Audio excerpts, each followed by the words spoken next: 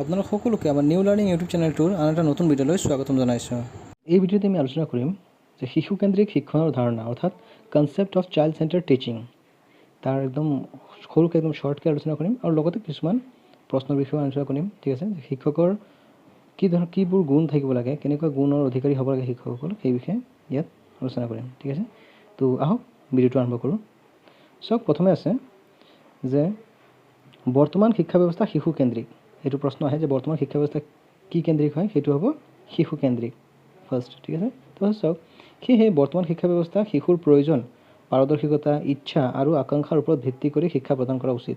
ঠিক আছে, মানে এইবোৰ শিক্ষা ব্যৱস্থাত কি কৰা হয়, শিশুকেন্দ্ৰিক শিক্ষা ব্যৱস্থাত শিক্ষককে অধিক গুৰুত্ব দিয়া হয়। আৰু লগতে কৈছে যে শিশুকেন্দ্ৰিক শিক্ষণৰ ভেটি হ'ল আচৰণবাদী মনোবিজ্ঞানিক। ঠিক আছে, আহিব পাৰে কোনটো মনোবিজ্ঞানৰ ওপৰত ভিত্তি কৰি এইটো শিশুকেন্দ্ৰিক শিক্ষা ব্যৱস্থা কৰা হৈছে, এইটো হ'ব আচৰণবাদী। তাৰপাছত চাওক, এইখিনি চাব। আৰু দৰকাৰী প্ৰশ্ন কথা হ'ল যে শিক্ষণ এক নিজস্ব কাৰ্য আৰু নিজৰ পৰিৱেশৰ লগত শিক্ষাৰ্থীৰ ধাৰাবাহিক সঁহাৰিৰ যোগেদি শিক্ষণ সাধন কৰিব পাৰে। ঠিক আছে, এইটো আহি পৰে যে শিক্ষণ এক কি কাৰ্য, তেতিয়া আমি ক'ব লাগিব যে শিক্ষণ এক নিজস্ব কাৰ্য আৰু লগতে কি কৰা হয় যে শিশুৱে নিজৰ পৰিৱেশৰ লগত ধাৰাবাহিকভাৱে যি সঁহাৰি জনায়, সেই সঁহাৰিৰ যোগেদি তেওঁলোকে শিক্ষা আহৰণ কৰে। ঠিক আছে, তাৰপাছত চাওক, আৰু লগতে এই শিক্ষা ব্যৱস্থাত কি হয়, শিক্ষাৰ্থীৰ ওপৰত কোনো ধৰণৰ বোজা জাপি দিয়া নহয়। ঠিক আছে, তেওঁলোকক কি কৰা হয়, নিজস্ব গতিবেগ আৰু নিজে বিচৰা ধৰণে শিকাৰ সুযোগ দিয়া হয়। তেওঁলোকক আমি বেলেগৰ ফালৰ পৰা একো বোজা দিয়া নহয়, তেওঁলোকে যেনেকৈ শিকিব বিচাৰে, যি ধৰণে শিকি ভাল পায় তেনেকৈ শিকিবলৈ দিয়া হয় তেওঁলোক। আৰু এই শিক্ষণৰ বাবে শিশু নিজেই দায়ী।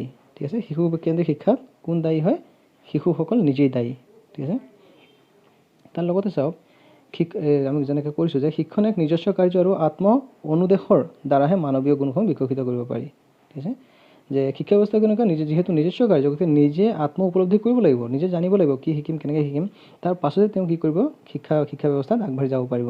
ঠিক আছে, সেইটোকৈ শিশুকেন্দ্ৰিক শিক্ষা ব্যৱস্থা, য'ত শিশুক অধিক গুৰুত্ব দিয়া হয়, তেওঁলোকৰ মনোভাৱ, তেওঁলোকৰ চিন্তাধাৰাৰ ওপৰতহে বেছি গুৰুত্ব দিয়া হয়।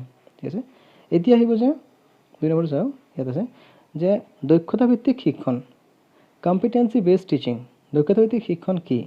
ঠিক আছে, বৰ্তমান সময়ত শিক্ষণ কাৰ্য দক্ষতাভিত্তিক আৰু কৰ্মকেন্দ্ৰিক কৰাৰ প্ৰয়োজন হৈ পৰিছে। সকলোৱে জানো সেইটো।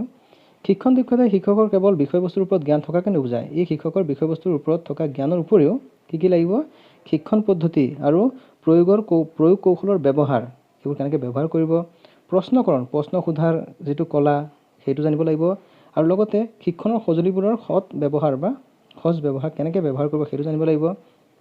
ছাত্ৰ ছাত্ৰীসকলক নিজৰ যিটো ক্লাছৰুমৰ যিটো পৰিৱেশ চলি আছে শিক্ষণ কাৰ্য, তাত কেনেকৈ তেওঁলোকক মনোযোগ আকৰ্ষণ কৰিব পাৰে, ঠিক আছে, অংশগ্ৰহণ কৰাব পাৰে, তাৰ গুণ থাকিব লাগিব। নিজৰ ব্যক্তিত্ব যথেষ্ট ভাল হ'ব লাগিব, শিক্ষকৰ ব্যক্তিত্ব এজন ভাল হ'বই লাগিব। শ্ৰেণীৰ লগত সম্পৰ্ক যথেষ্ট ভাল সম্পৰ্ক হ'ব লাগিব, যাতে শিক্ষাৰ্থীসকলে নিজৰ নিচিনা এটা ফিল কৰে, প্ৰশ্ন সুধিবলৈ ভয় নকৰে বা কোনো এটা কথা সুধিবলৈ যাতে কোনো ধৰণৰ কুণ্ঠাবোধ নকৰে, তেনেকৈ হ'ব লাগিব।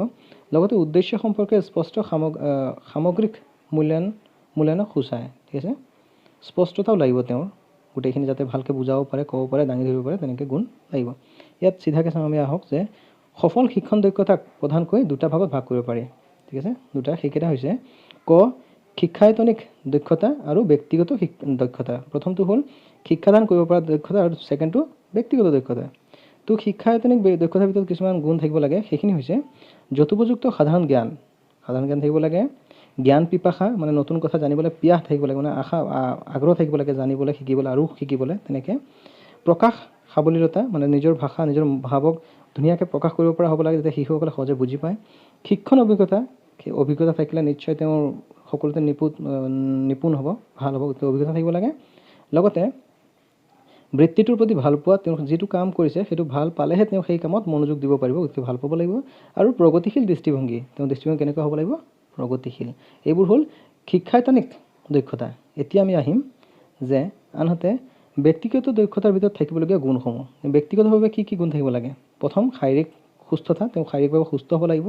ঠিক আছে, আৱেগিক আৰু মানসিকভাৱে তেওঁ সুস্থ হ'ব লাগিব। ঠিক আছে, উপযুক্ত মেধাশক্তি, তেওঁৰ মেধাশক্তি যথেষ্ট উপযুক্ত থাকিব লাগিব, কাৰণ জ্ঞান থাকিলেহে তেওঁ আনক দিব পাৰিব, গতিকে সেইখিনি বোধ শক্তি তেওঁ থাকিব লাগিব, মেধাশক্তি থাকিব লাগিব। লগতে সৎ চৰিত্ৰ, যিহেতু তেওঁক শিশুসকলে অনুকৰণ কৰে শিক্ষকসকলক, গতিকে তেওঁৰ চৰিত্ৰ সৎ হ'ব লাগে, সেইটো আমি জানো। তাৰপিছত চাওঁ শিশুৰ প্ৰতি প্ৰেম, তেওঁৰ ভালপোৱা থাকিলেহে তেওঁলোকক সহজে বুজি পাব বা তেওঁলোকক বুজি পাব, লগতে তেওঁলোকক বুজাবও পাৰিব, গতিকে ভালপোৱা থাকিব লাগিব। ঠিক আছে। ৰসবোধ, তেওঁৰ যি ভাষা ভংগী আছে তাত কি হ'ব, অলপ ৰসবোধ থাকিবলৈ আকৰ্ষণ কৰিব পৰা বিধৰ হ'ব লাগিব। লগতে গণতান্ত্ৰিক দৃষ্টিভংগী, তেওঁৰ দৃষ্টিভংগী গণতান্ত্ৰিক হ'ব লাগিব, সকলোকে সামৰি লৈ যাতে তেওঁ আগুৱাই যাব পাৰে তেনেকৈ দৃষ্টিভংগী হ'ব লাগিব। লগতে সহানুভূতিশীল হ'ব লাগিব। ঠিক আছে। আত্মবিশ্বাস থাকিব লাগিব তেওঁৰ, আৰু লগতে সমাজপ্ৰিয় হ'ব লাগিব। ঠিক আছে। এইখিনি হ'ল তেওঁৰ ব্যক্তিগত দক্ষতা। ঠিক আছে। তো আমি গম পালোঁ যে শিক্ষাৰ্থীৰ দক্ষতা আৰু ব্যক্তিগত দক্ষতা এনেকৈ আহিব যে শিক্ষকৰ কি দক্ষতা থাকিব লাগে, তেনেকৈ তেওঁ শাৰীৰিকভাৱে সুস্থ, মানসিকভাৱে সুস্থ, উপযুক্ত মেধাশক্তি, সৎ চৰিত্ৰ, শিশুৰ প্ৰতি প্ৰেম, ৰসবোধ, তেনেকৈ এইবোৰ প্ৰশ্ন আহিব। আমি আহক কেইটামান প্ৰশ্ন আলোচনা কৰোঁ। প্ৰথমটো আছে চাওক, আধুনিক শিক্ষা ব্যৱস্থা হ'ল, সেইটো কি? সেইটো হ'ব, আধুনিক শিক্ষা ব্যৱস্থাটো কি হ'ব? সেইটো হ'ল শিশুকেন্দ্ৰিক। ঠিক আছে। প্ৰথমটো শিশুকেন্দ্ৰিক। তাৰপাছত চাওক 2 নম্বৰ প্ৰশ্ন শিশুকেন্দ্ৰিক শিক্ষাৰ বাটকটীয়া আছিল, শিশুকেন্দ্ৰিক শিক্ষাৰ বাটকটীয়া কোন আছিল? সেইটো হ'ল ঘ ৰুচু। ঠিক আছে। 3 নম্বৰ প্ৰশ্নটো চাওক, প্ৰশ্ন নেতিবাচক শিক্ষাৰ প্ৰৱৰ্তক আছিল কোন? নেতিবাচক শিক্ষাৰ প্ৰৱৰ্তন কোনে কৰিছিল? সেইটো হ'ল, কোনে কৰিছিলে? ক ৰুচুৱে কৰিছিলে। ঠিক আছে।